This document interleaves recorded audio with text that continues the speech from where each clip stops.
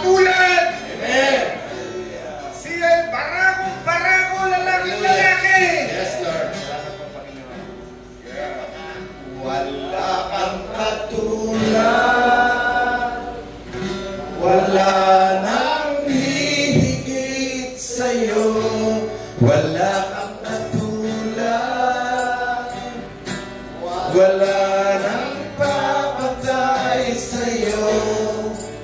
Ikaw ang Diyos noon pa man, maging ngayon at kailanman, sa habang panahon, wala kang katulad.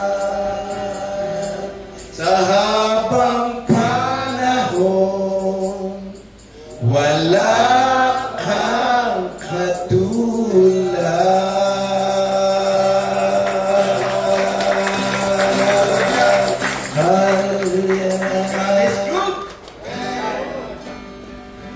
Buksan natin ang Bible natin. Makakaupo na tayo. Buksan natin ang ating Bible.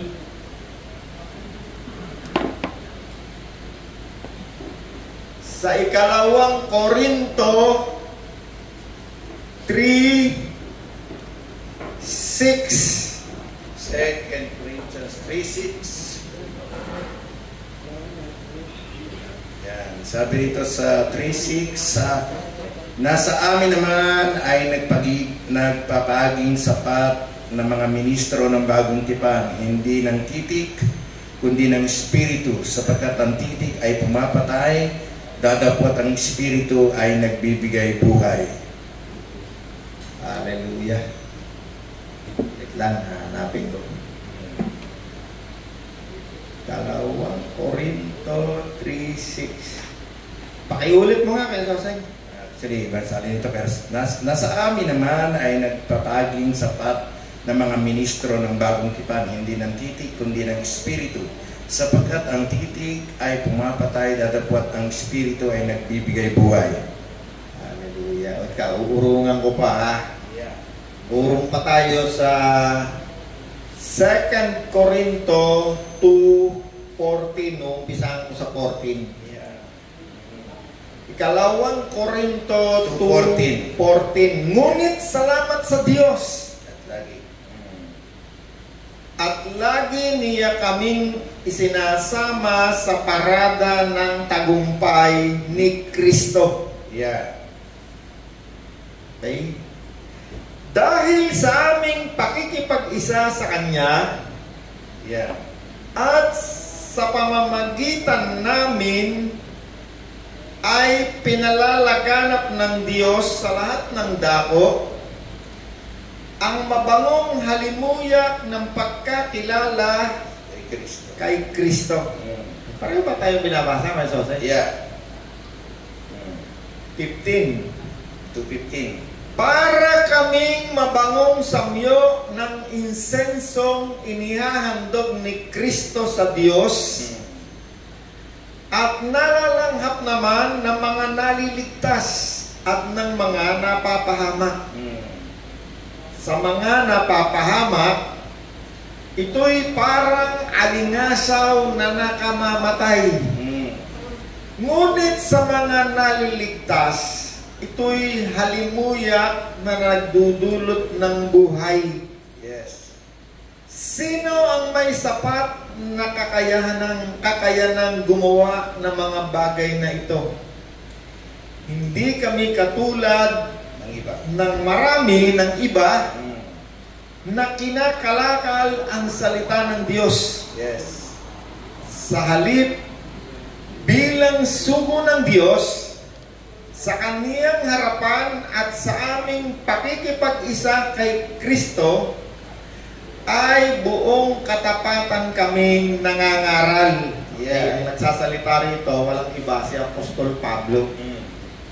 Si Pablo ay isang mangangaral ni Kristo. Yes. Dito sa isang verse, siya ay tinagurian niya yung kanyang sarili. Doon sa verse na binasa ni Kuya Sauseng, sabi rito, kung, ano Ano yung verse na binasa mo kayo sa 3:6 sabi 2 Corinthians 3, umpisa ko sa 5. Sabi rito, karugtong niya lang yan, isang dire-diretso lamang yan, hanggang 4 tayo maya-maya. Sabi dito sa 3:5, kung sa aming sarili lamang ay wala kaming kakayanang gawin ito.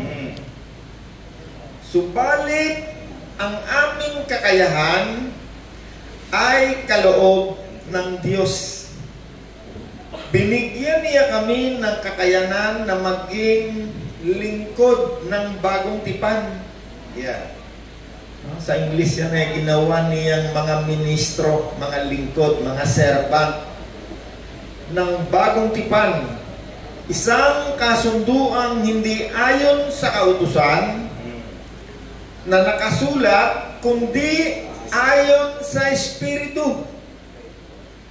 Sapagkat ang kautusang nakasulat ay nagdudulot ng kamatayan, ngunit ang Espiritu ay nagbibigay ng buhay.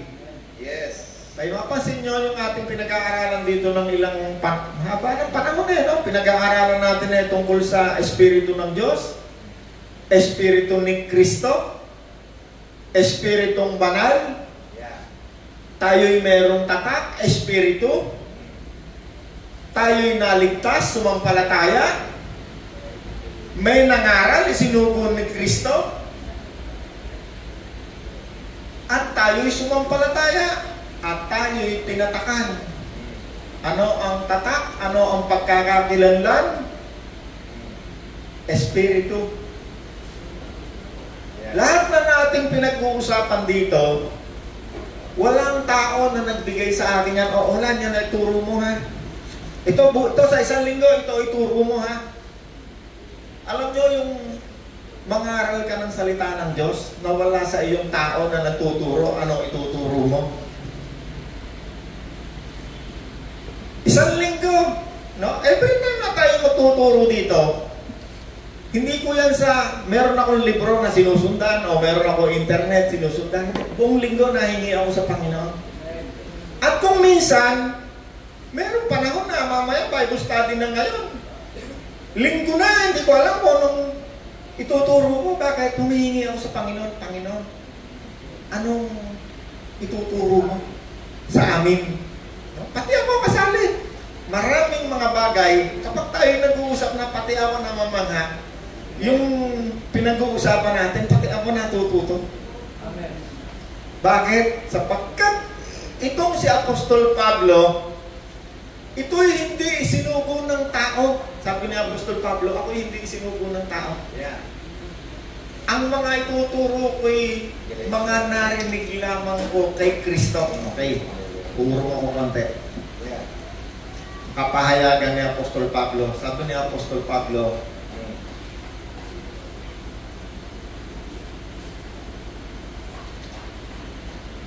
wala pala rito, nasa akin. Nasa akin ito, Fred. Sige.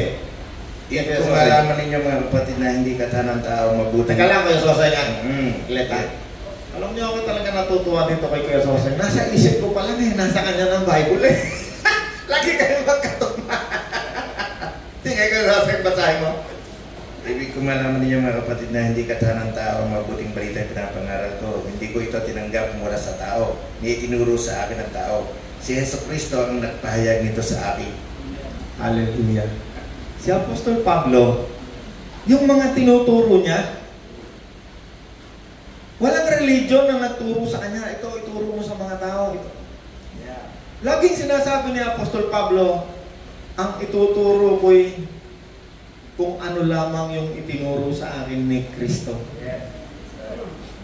Bakit? Ang ministeryo ni Pablo, ito'y ministeryo ng galing sa Diyos. Walang ano sa kanya, walang ano tawag ngayon, yung pagka ikaw gagawin ka ng pastor. Mag-ordain. Yung pasasan, di ba, pagka ikaw yung pastor, isusugo ka, di ba, i-ordain ka.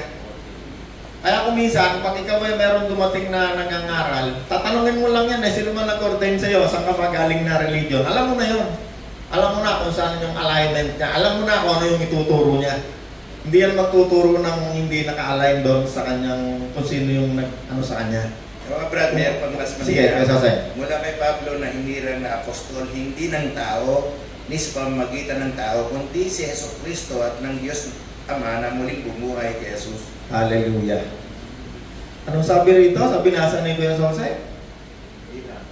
Hinirang di ng tao. Kaya sabi ni Apostol Pablo, hindi ako magtuturo sa inyo ng galing sa tao. Ang ituturo ko ay galing lamang sa narinig ko kay Kristo. Sapagkat ang isinugo ng kanyang reliyon, sabi niya, magsisinungaling yan. Subalit ang isinugo ni Kristo, hindi kailanman magsisinungaling. Bakit? Kasi may mga doctrines yan na pagka-align. Kahit alam niya yun ay mali, yun pa rin ang tuturo niya, kasinungalingan. Alam niyo itong si Apostol Pablo, dito ko itinutulad. Ayaw mo naman ako, paano? Mamalaki ka, ikaw tutulad mo sarili mo kay Pablo, hindi. Ang itinutulad ko lamang kay Apostol Pablo ay kung paano tayo nag-aaral ng salita ng Diyos. Paano tayo nakikinig ng salita ng Diyos, paano tayo tinuturuan ng Diyos. Kaya malimit itong ating pinag-uusapan dito against doon sa ibang doctrines ng ibang mga reliyon. Katulad halimbawa ng pagtanggap ng Espiritu Santo. No? Ako, nagisnan ko, ang Espiritu Santo, binibigay ng tao. Nililay hands na gano'n. No? Nalaman natin, nang turuan tayo ng Diyos. Ang lahat pala ng sumampalataya kay Kristo ay tumanggap. Ang tanong lang doon, sino sumampalataya, sino hindi. Hindi natin nakikita, hindi natin alam yun talaga. Ang nakakaalam lang doon, yung merong puso, yung may katawan. Siya lang. Ano sabi ni Apostol Pablo? Kung sa aming sarili lamang, wala kaming kakayanan na gawin ito. Gagayanin ko na si Apostol Pablo. Kung ako lang, ay naku po, hindi ko ito kayang gawain. Kung wala ang Espiritu ni Kristo, naku, hindi ako harap sa inyo. Bakit nakakaya kaya itong ginagawa ko na to? Ano ba ito? Naku, harap na naman ako sa mga tao. Ano ba sasabihin ko sa mga ito? Pero dahil kay Kristo. Dahil kay Kristo. Naku, si Carol lang pakitapang-tapang pagka humarap sa mga tao. Nagsisiya ng kasalanan. No? Matapang mangaral. Bakit? Sapagkat si Kristo'y kasama ko. Hindi ako nahihiya. Hindi ako natatakot. Bakit? Sapagkat kung sa amin lamang sarili, wala kaming kakayanan na ito'y gawin, subalit ang aming kakayanan ay kaloob ng Diyos. Saan galing ang aking kakayanan? Bakit ako'y nakakapagbahagi ng salita ng Diyos? Ito'y galing sa Diyos. Galing ito mismo sa Diyos. Sabi rito, binigyan niya kami ng kakayanan na maging lingkod ng ano? Ng bagong tipan. Ano ba ibig sabihin ng tipan? Tipanan. Ito'y malalim na kasunduan. Ito'y mayroong mga dokumento at katibayan. Ano ang uri ng paglilingkod na ito? Ito'y uri ng paglilingkod. Sabi rito sa salita rito, binigyan niya kami ng kakayanan na maging lingkod ng bagong tipan. Isang kasunduan na hindi ayon sa kasulatan na nakasulat, kundi ayon sa Espiritu. Tignan nyo, every time tayo ay magba-Bible study, wala naman akong nakapormula. Nakita nyo yung mga notebook na yan, walang formula yan, puro verse lang yan. Pag binigay sa akin ni Lord yung verse niya and everything, buong linggo, basa mo na ba? Umaga, gabi, umaga, nakikita mo ng asawa ko. Meron ako isang maliit na kwarto ron. Humihingi ako sa Panginoon ng kung ano yung gusto niyang ituro dito. Lalagay ko lang dito yung mga verse, lalagay ko. Yan ang pinag-uusapan natin dito ng 30 taon nang nakaraan. Doon pala tayo sa Magdalo, no? Tagal tayo ron eh. Tapos lalipat tayo rito. Hindi ko yan kinukuha sa kahit sinong tao. Bakit? Sapagkat ang paglilingkod natin na ito ay paglilingkod. Ginawa niya binigyan niya kami ng kakayanang maging lingkod ng bagong tipan, isang kasunduan na hindi ayon sa kautusan na nakasulat, kundi ayon sa Espiritu. Sapagkat ang kausulatang nakasulat ay nagdudulot ng kamatayan, ngunit ang Espiritu, ito'y nagbibigay ng buhay. Narinig niyo na ba sinabi ng Panginoon? Ang salita ko'y Espiritu at buhay. No? Ang pinag-uusapan natin dito ay tungkol sa buhay. Yeah. Tungkol sa espiritu, sa mga bagay na espiritual. Kung ako'y sinugo ni Pastor Obis sa kanyang, kung ano man yung sekta ni Kuya Obis, bibigyan niya ako dyan ng, ng nakasulat na forma. Hindi ako pwedeng lumiko dyan. Yeah. Pero kapag ikaw ay lingkod ng bagong tipan na ayon sa Espiritu, yung Espiritu ni Kristo, yung tinatawag nating banal na Espiritu, yan ang magbibigay sa iyo ng mensahe. Sapagkat ang Panginoon, kapag yan ay dumating, meron siyang gagawin, magbibigay siya ng mensahe. Para kanino yung mensahe? Sa kanyang katipan. Sino ang katipan ni Kristo? Kaya nga sabi, ang tawag sa paglilingkod na ito'y tungkol sa paglilingkod sa bagong tipan. Sapagkat yung lumang tipan ay nagdudulot ng kamatayan. Kasi marami roong nakasulat na, o Pachi pag ikaw nagpahaba ka ng buhok mo, hindi ka magiging banal. Ito lahat yung regulasyon. Ay yung pantalon, ay ang balbas mo, kailangan mahaba. Ay kailangan meron kang pista ng ganito. Kailangan lahat ng regulasyon nandun na walang kayang sumunod maski isa. Nandun din yung kita ng sweldo mo, ilalagay mo ron kasi yung kanilang panahon na yon, ang tawag sa kanila theocratic government. Yun yung kanilang gobyerno.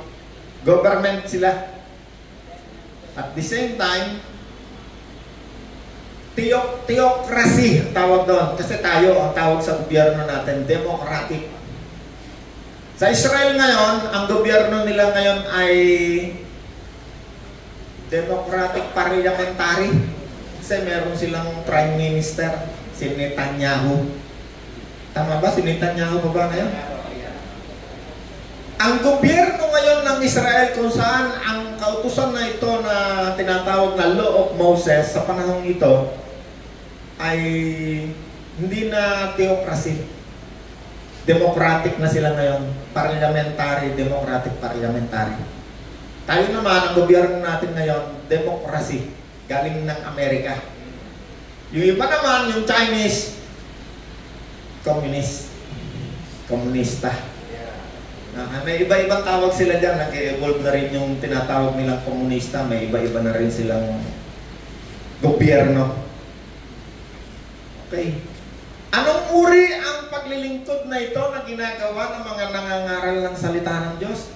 Ito'y uri ng lingkod sa bagong tipan. No? Kaya naka-specify si Pablo Sabi niya, siya'y binigyan ng kakayanan na maging lingkod ng bagong tipan. Isang kasunduan na hindi ayon sa kautusan na kasulat. Kasi itong mga nakaraang linggo, sabi ko, ano bang may tatawag ko sa sarili ko? Brother? Okay, brother. Pero naglilingkod ka, 30 taon ka na naglilingkod. Lord, anong tawag sa akin? Katulad ni Apostol Pablo, hindi ka nagtuturo ng mga ibinibigay sa iyong turo ng tao. Ang tinuturo mo yung mga katotohanang nakaugat dito sa bagong tipan. Napansin niyo, hindi tayo kasi nung nakatutok sa lumang tipan, pero hindi ko sinabi sa inyo, huwag yung basahin ng lumang tipan. Kasi ang bagong tipan, dyan ang galing sa lumang tipan. Now, meron tatlong pakikipagtipan ang Diyos na sabihin natin general tipan. No? Una, nakipagtipan ang Diyos kay Noah. Nung nakipagtipan ng Diyos kay Noah, siya ay mayroong pangako. Meron ding palatandaan. Rainbow. No? Sabi ng Diyos kay Noah, mula ngayon, hindi ko na muling mawasakin ng daigdig sa pamamagitan ng tubig. At ibinibigay ko sa iyo ang pamamahala sa buong daigdig. At ang palatandaan ng aking tipan ay ang rainbow. Okay?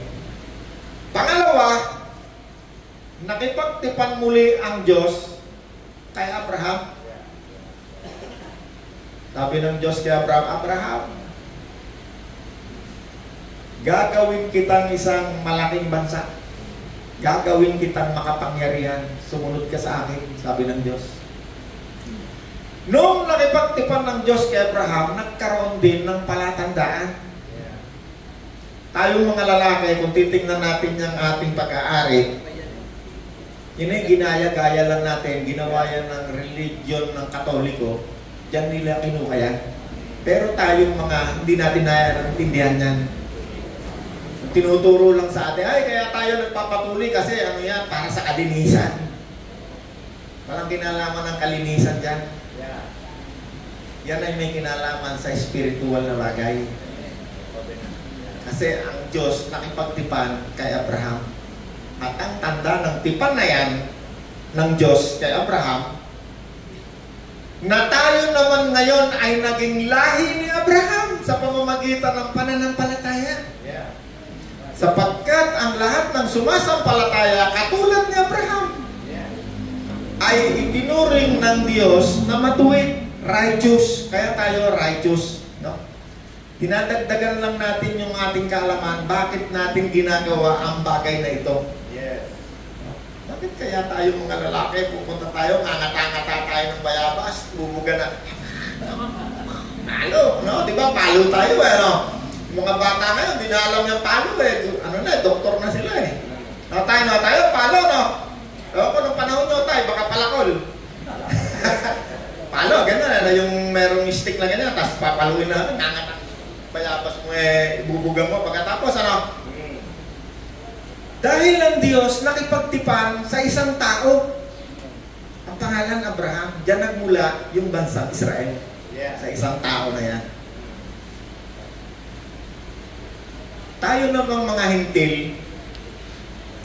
dahil ang bansang Israel ay hindi tinanggap si Kristo, tayo na damay. Merong pagitan ng panahon na hanggang sa mga oras na to, yung tinatawag natin na panahon ng grace. Tayo yun. Anong definition ng grace? Meron tayong dinipay na nasa Bible lang galing Ang ibig sabihin ng habag, ito'y hindi pinagpaguran, pinagtrabahuhan. Sapagkat kung yan ay pinagtrabahuhan mo, ikaw ay makakapagmalaki sa Diyos. Panahon ng grace, habag. May pagkakaiba yung habag at saka awa. Itong paglilingkod na ginagawa ni Pablo ngayon, nakatulad ng ginagawa ni Gideon. Ito'y dahil ang Diyos ay naawa.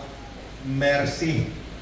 Mercy. Ay, mapagbasahin mo yan hanggang 6, makikita mo yan dahil naawa. Ano ibig sabihin naman ng awa? Ibig sabihin ng awa, ikaw ay hindi karapat-dapat, ikaw ay dapat ka ng sintensyahan, pero hindi ginawa ng Diyos. Ikaw ngayon ay merong gagawain. Maglilingkod ka ngayon. Maglilingkod.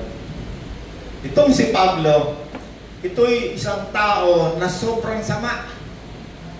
Nung panahon ni Pablo, kapag ikaw ay sumampalataya kay Kristo, at ikaw ay isang Hudyo, putol ulo. Isa siya sa pumapatay ng mga Kristiyano. Sa pamamagitan ng pagbato, sa pamamagitan nitong law. No, meron siya may isang pinatay. Sino yung iniwanan niya yung damit niya? Si Esteban. Si Esteban ay sinintensyahan ng kamatayan sa pamamagitan ng pagbato. Bakit? Kasi siya nangangaral. Pinatay siya habang siya nangangaral. Si Esteban ang kaisa-isang tao na bago mamatay, nakita niya langit bukas. Pati si Kristo nakita niya nakaupo sa kanan ng Diyos. Nakatayo sa kanan ng Diyos.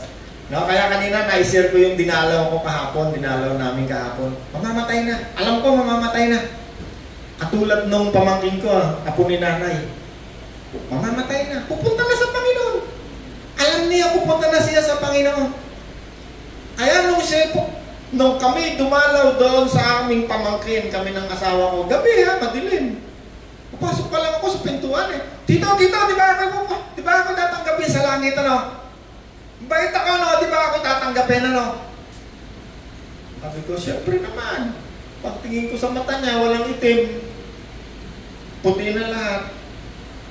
At ikaw tatanggapin sa langit, hindi dahil mabait ka, kundi dahil tinanggap mo si Kristo sa puso mo. Kaya ko yung mukha niya, umiwalas parang umisisang gano'n. Umiwalas yung kanyang mukha. Bakit? Alam niya, saan siya pupunta? Kahapon, yung aming dinalaw, ganun din. Sabi ng ospital, uwi niyo na, wala na kaming magagawa. So, ilang araw na lang iniintay niya. Pupunta na rin siya sa Panginoon. At ang pinakamaganda ron, siya'y tumanggap din kay Kristo bago siya pupunta sa Panginoon. At yan ang dahilan, bakit tayo nag-uusap ngayon? Palakpakan natin ang Panginoon kung gusto nyo palakpakan. Ang paglilingkod na ito'y paglilingkod sa bagong tipan. Isang kasunduan na hindi ayon sa kautosang nakasulat, kundi ayon sa Espiritu. May kinalaman ng paglilingkod sa Espiritu at bagong tipan. Dahil sa habag ng Diyos. Ewan ko, si Kuya Sosen naglilingkod rin. Ang dami niyang tupa. Daming inaalagaan niyang tupa. No? Wala rin nagsasabi dyan. Anong ituturo mo? Wala nagbibigay dyan ng papel. 30 taon. Ilang taon na Kuya Sosen kang naglilingkod sa Panginoon? Meron bang tao nagtuturo sa'yo na ito ituturo mo, Sosen, ha? Hindi mo pwedeng ituro ito, ha? Wala. Malaya. Bakit? Ang paglilingkod ayon sa Espiritu ay may kalayaan. Tama ba, Sosen? Sinabi ba sa'yo ni Gideon na, Sosen, ha? Huwag mo ituturo itong kaligtasan, ano to, ha? Well, pag meron siyang naunawaan, nag-reveal sa kanyang Diyos, nagturo sa kanyang Diyos, tuturo niya yan sa kanyang mga tupa. Bakit? Kapag ang turo mo galing sa Espiritu, ito'y para sa pagpunta ko sa langit, kaligtasan. Ang religion, dadalahin ka lang niyan sa simbahan, tutulungan ka lang niya na tumayo. Pero ang magdadala sa iyo sa langit, walang iba, kundi ang Espiritu nandiyan dyan sa iyo. Sabi ni Kristo, hindi kita iiwan, hindi kita pababayaan kailanman. So, sinong nag-iingat na ating kaligtasan? Si Kristo. Hindi pa rin natin pinagpaguran. Bakit sinabi ni Kristo? Hindi kita pababayaan, hindi kita iiwanan kailanman. No? Si Kristo, tinanggap mo si Kristo tayo. Sabi ni Kristo, hindi kita iiwanan, hindi kita pababayaan kailanman. Kasama mo si Kristo. Amen. Hanggang kamatayan. Hindi ko sinabi mauna ka sa akin, hindi natin alam sino mauna sa atin lahat.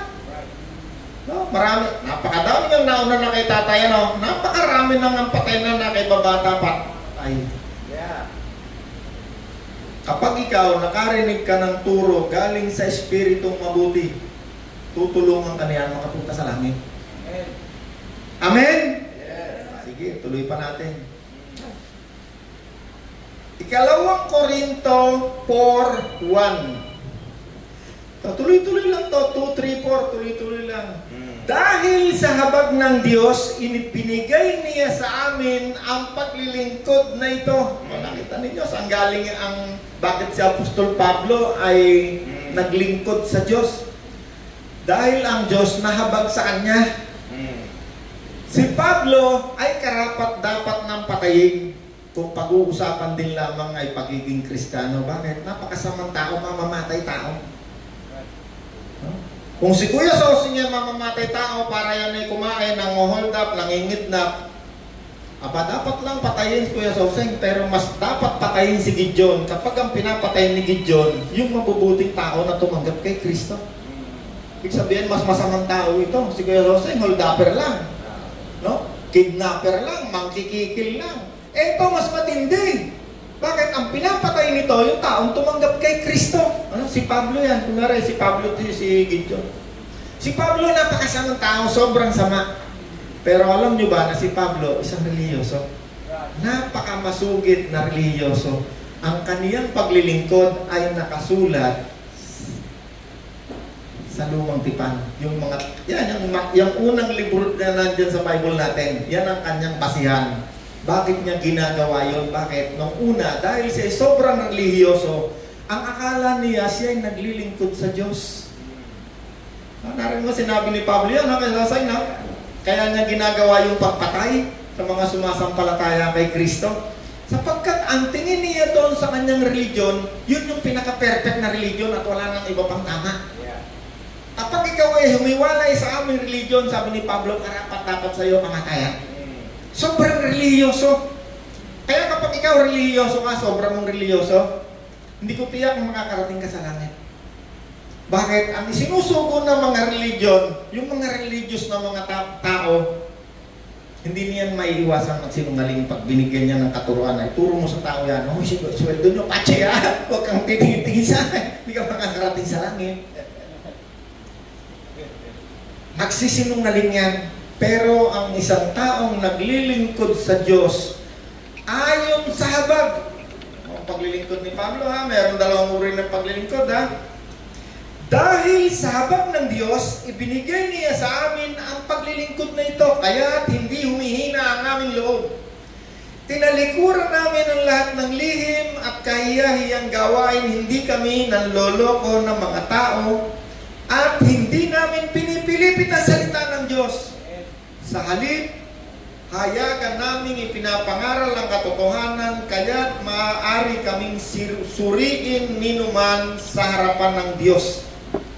Kung may talukbong pa magandang balitang pinapahayag namin, ito'y may talukbong lamang sa mga napapahamak, hindi sila sumampalataya, sapagkat ang kanilang isip ay binulag ng Diyos ng kasamaan sa daigdig na ito upang hindi nila makita ang liwanag ng magandang balita tungkol sa kaluwalhatian ni Kristo na siyang larawan ng Diyos.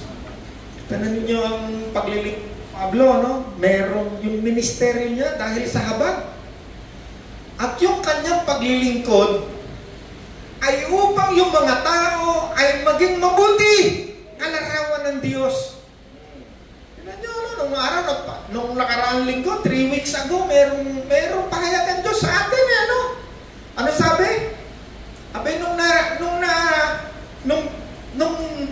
nakita ko yung pahayag, sabi ng Panginoon, turuan mo ang mga taong yan na sila'y gumawa ng mabuti. Abay, nakita ko nakasulat sa Bible.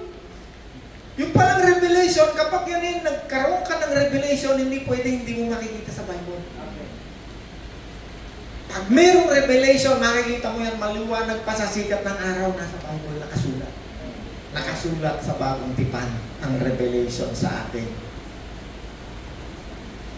Ano sabi ron? Dahil sa habag,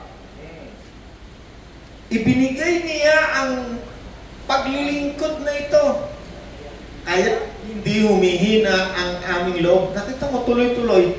Ako nga, 30 years na yan. Kaya tuloy-tuloy ako Bakit? Kasi very simple lang ang aking pagsishare sa mga tao. Ang pinakatumbok lang nito, maging tayong mabuti kamukha ni Kristo, kalarawan ng Diyos. Yes. Yun lamang ang pinakatulo.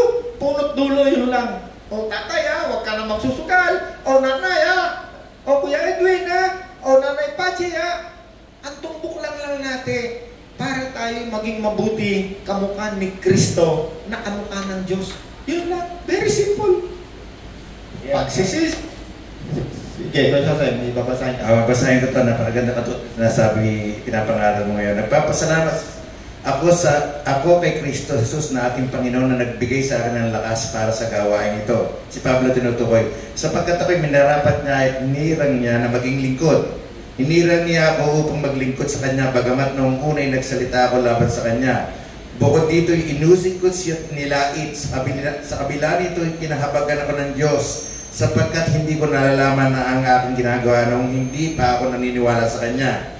Iginawad sa akin ng Panginoon ang Kanyang masaganang pagpapala, kalakip ng pananampalataya at pag-ibig na nasa atin dahil sa pakikipag-isa kay Kristo Jesus. Narito ang isang katotohanan dapat tanggapin paniwalaan ng lahat. Si Kristo Jesus ay naparito sa sanlibutan upang iligtas ang mga makasalanan at ako ang pinakamasama sa lahat. Hallelujah. Si Pablo, sabi niya, ako ang pinakamasama. Isipin mo, tatanggapin mo lang si Kristo, papatayin ka pa ni Pablo. Kaya sabi ni Pablo, ang paglilingkod na ito'y dahil sa awa. Anong ibig sabihin ng awa? Ikaw ay karapat dapat nasa kamatayan pero hindi ginawa. Ang paglilingkod mo'y dahil sa awa. Iba yung awa, iba yung grace ha. Mercy, grace. Meron tayong definition ng grace galing sa Bible. Ang grace hindi pinagtrabahuan ni Pastor Balindo. Kaya hindi yan makakapagyabang sa Diyos, hindi makakapagmalaki. Ang grace ay dahil lamang awa. Walang gawa. Ito namang mercy, ito namang paglilingkod ni Pablo, ito'y dahil ang Diyos sa kanya ay naawa. Sa English, ang ganda niyan eh. Si Kuya Soseng, ako, karapat dapat na rin ako patayin. Bakit? Hindi man ako pumatay ng mananampalataya, pero napakarami ko nang sinalaulang tao, napakarami ko nang winasak na tao. Lahat ng bagay na gagawin ko nung wala sa akin si Kristo, puro kasamaan. Puro pansarili lamang. Wala akong pakialam kung anong mangyari sa inyo, basta ang gusto ko yun ang mangyari. Nung wala sa akin si Kristo. Ako, hindi ko na makwento sa inyo, nakakahiya ang mga pinagagawa ko. Kahit nga sa kaibigan ko, hindi ko makwento. Kasi nakakahiya. Naalala nyo, dami niyong ginawang kasamaan, nakakahiya, pero nung ikaw ay hindi mananampalataya, sarap na sarap kang gawin. Nakakahiya. Pero bakit ako ngayon ay naglilingkod? Ang paglilingkod na ito ay dahil ang Diyos ay naawa. Mercy. Naawa lang. Si Pastor Soseng, naawa lang ang Diyos dyan. Ako, napakaraming kasamaan ginawa niyan. Di na nga niyan maikwento eh. Si tatay, ganun din. Daming kasamaan. Tutuloy ko lang. Sa 16. Sana ba ako? 16 ba? Tumatalon-talon lang ako. 5 muna, 5. 2 Corinto 2:5. Sapagkat ang Diyos na nag-utos na magkaroon ng liwanag sa gitna ng dilim, ay siya ring nagbigay ng liwanag sa aming isip upang makilala namin ang kaluwalhatian ng Diyos na nahahayag sa mukha ni Kristo.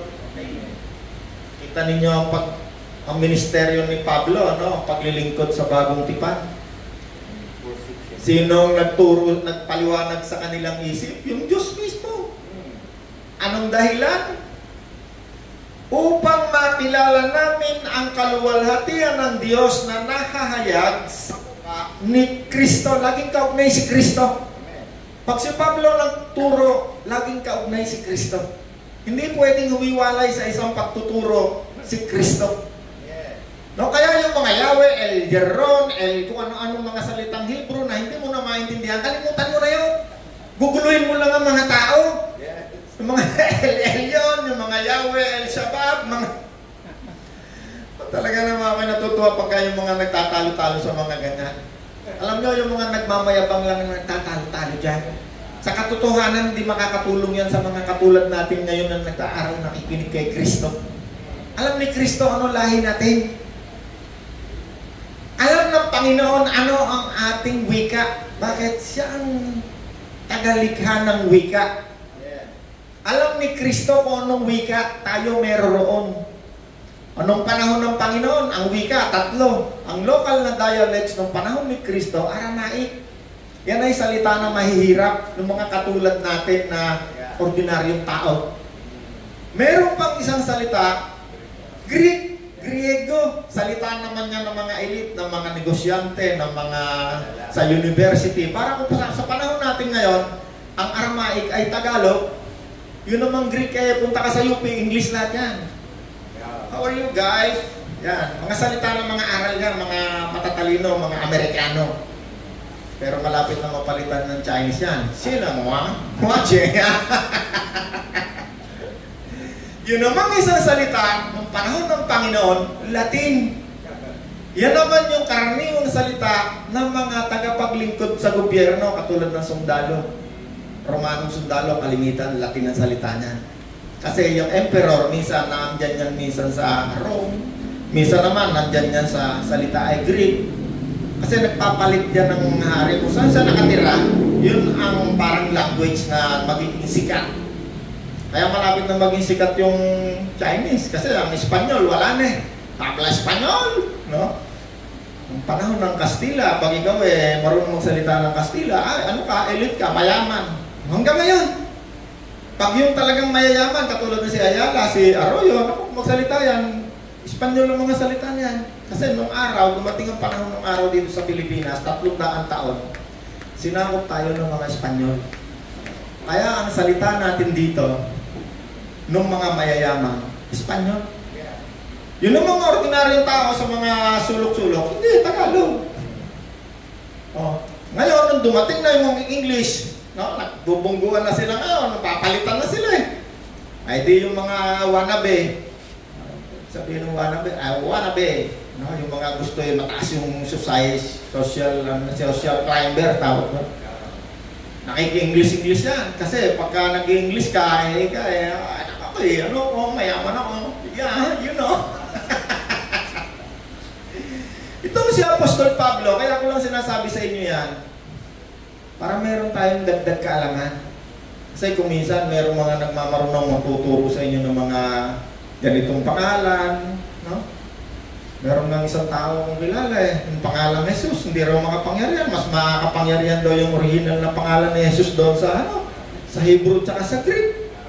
Ay talaga, natutulig ako sa mga napapaniwalaan ng mga tao ito. Pero kahit walang pangalan ng Panginoon, pag sinabi kong lumayas ka demonyo sa pangalan ng aking Panginoon, ako lalayas eh. Bakit? Yung authority nandun sa nagsasalita. Alam niya kung ikaw ba'y anak ng Diyos o anak ng demonyo. Yung pangalan ng Diyos, ako, pinagtatalon-talunan. Kaya sabi ni Apostol Pablo, huwag niyo nang pagtalunan yung mga pangalan na hindi niyo naman nalalaman. Nagpapagulo lamang yan sa inyo. Ngayon, kung ikaw naman ay pupunta ng Harvard University, kailangan kong turuan itong taga-Harvard University, o mag-aral ka. Kung mong pag-aralan yung gusto mong pag-aralan mo. Pero pag tungkol sa kaligtasan, ito'y galing lamang sa Espiritu ng Diyos. Ang nagtuturo lamang sa mga lingkod ng bagong tipan ay si Kristo. Sa pamamagitan ng kanyang salita sa bagong tipan. Hindi ko sinabi, huwag niyong basahin yung lumang tipan. Ako, ilang beses ko nang nabasa yan. Bakit? Hindi mo maunawaan yung bagong tipan hanggang hindi mo nababasa yung lumang tipan. Bakit? Diyan yan ang galing. Diyan ang galing yung bagong tipan sa lumang tipan. Okay, kaunti na lang. May time pa tayo, Rod? Right. 16. 2 Korinto. Meron ba tayong nakaintindihan? Yeah. No? Nagkakaroon tayo ng kalaman, no? Kaya't hindi kami nasisiraan ng loob kahit na humihina ang aming katawang lupa. Patuloy naman pinalalakas ang aming espiritu araw-araw. Yes. No, alam niyo, Apostol Pablo, na ang lupa nating katawan humihina. Yes. Pero ang espiritu nating katawan kailanman hindi hihina yan. Yes. Kahit humina yung katawan mo, lalo pang lalakas yan. Yes. Lalo pa yan lalakas. Bakit? Pagkat ang iyong kaluluwa ay kumakain ng pagkain, napakasumarap, napakasustansya. Ano yon? Ito pinag-uusapan natin, salita ng Diyos. Alam ni Apostol Pablo na ang kanyang katawan, hindi niya mapipigilan na tumanda at isang araw, ang katawang iyan ay pupunta rin sa sementeryo. No, katulad nga nung dinalaw namin kahapon, alam niya, pupunta na siya sa sementeryo eh. Yung katawan, pero yung kanyang kaluluwa at espiritu, dahil ito'y lumakas kahit humina na ang kanyang katawan. Lalo lumakas. No, tandaan natin, tayo'y merong katawang kaluluwa, katawang espiritu, at katawang laman. No? Tatlong elemento na nasa sa isang lalagyan. Yung katawan ay lalagyan ng dalawang elemento. Espiritu, kaluluwa. Na hindi na kailanman mamamatay kapag ikaw ay sumasampalataya kay Kristo. Sabi ni Kristo, kahit ikaw ay mamatay, ang kausap niya, yung lamang katawan, laman. Muli kitang bubuhayin sa huling araw. Saan ang huling araw? Pagbabalik ni Kristo. Sige. Dalos natin na kapag nasira ang toldang tinatahanan natin ngayon, ang ating katawang lupa, tayo'y may tahanan sa langit, hindi nasisira, isang tahanan ginawa ng Diyos, hindi ng tao. Hallelujah. Tanong mo si Apostol Pablo, pag siya nagsalita, itinutuon niya yung pag-iisip ng mga tao doon sa mga bagay ng mga langit, mga spiritual na bagay. Bakit? Sapagkat ang kanyang paglilingkod ay galing sa Diyos. Ito'y kaloob ng espiritu. Kaya hindi siya natatakot. Anong sabi niya? Meron siyang dalawang bagay na binanggit eh. Hindi namin kinakalakal ang salita ng Diyos. Pangalawa, sabi niya, hindi namin pinipilipit ang salita ng Diyos. Merong dalawang bagay na ang isang tunay na lingkod ng Diyos na isinugo ng Diyos, merong dalawang bagay. Number 1, hindi niya kinakalakal ang salita ng Diyos. Number 2, hindi ko maaaring pilipitin ang salita ng Diyos. Kaya sabi ni Pablo, ang isinugo ni Kristo, hindi magsisinungaling kailanman. Bakit? Kapag ikaw isinugo ka ng religion, sigurado magsisinungaling ka.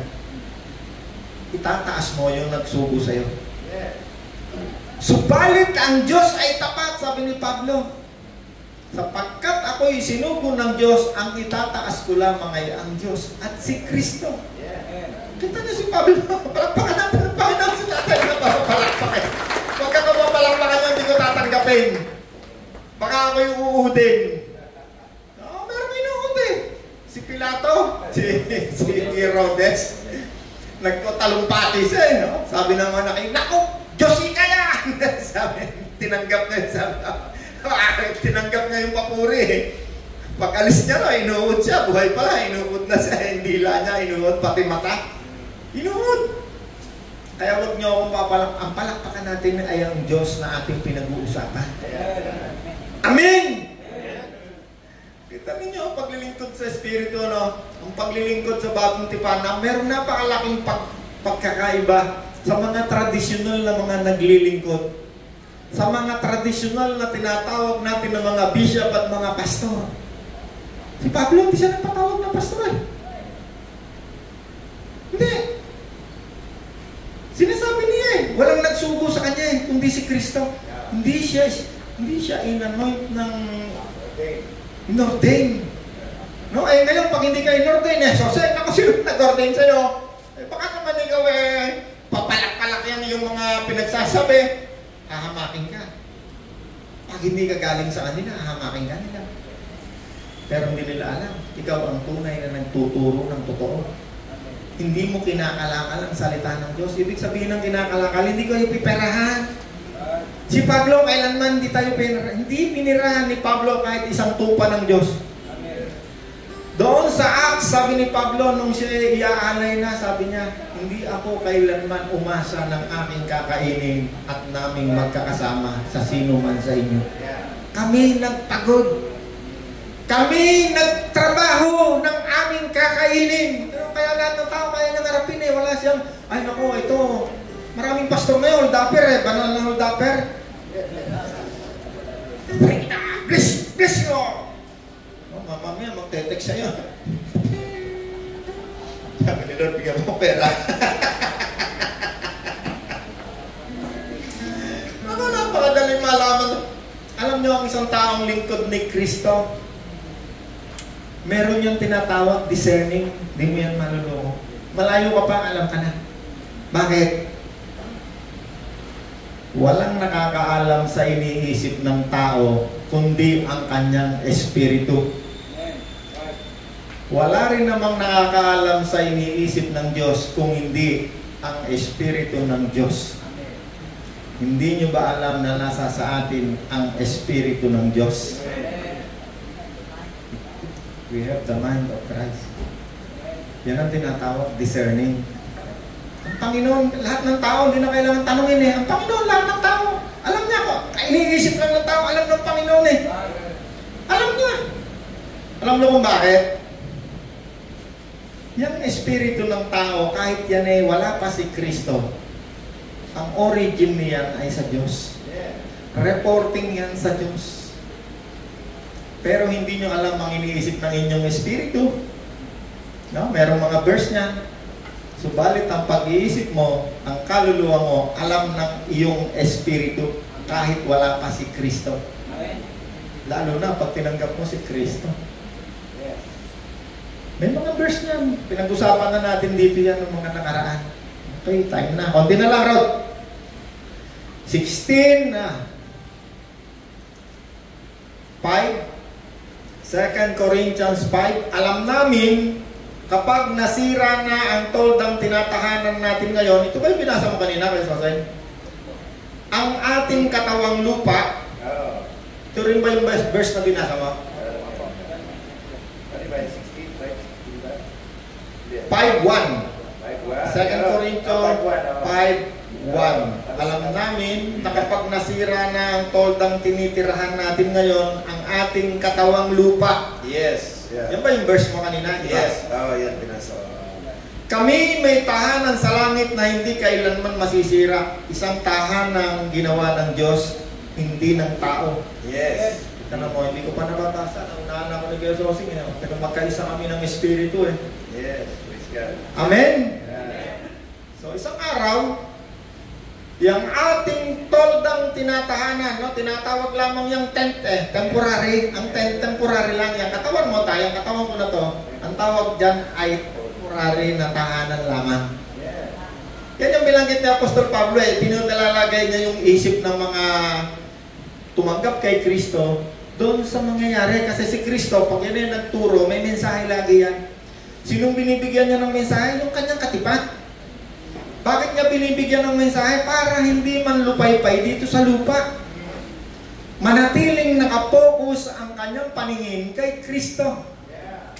Kaya yung paglilingkod na ito na ginagawa natin, pangangaral ng salita ng Diyos, ito'y lingkod, paglilingkod sa bagong tipan sa pamamagitan ng Espiritu.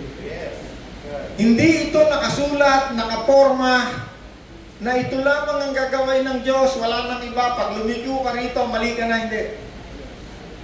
Pag ikaw ay naglingkod kay Kristo, sikapin mong ikaw ay lingkod sa pamamagitan ng Espiritu. Huwag ka matakot sa tao, huwag ka matakot sa religion mo. Pag natakot ka sa religion mo, ay liligtas ka lang ng religion mo, hanggang religion ka lang. May natutunan tayo ngayong umaga? Ikaw ang hari at tagapagligtas. Banal mong pangalan, aking tataan, Panginoong Jesus, aking Diyos, iaalay sa iyo aking lakas. O Diyos na mabuti, sinasamba ka namin ngayong umaga. Pagpalain mo, Panginoon, ang lahat ng taong naririto na nakikinig at sumasamba sa iyo ngayong sandali. Pagpalain mo po ang bawat isa, ang bawat pamilya.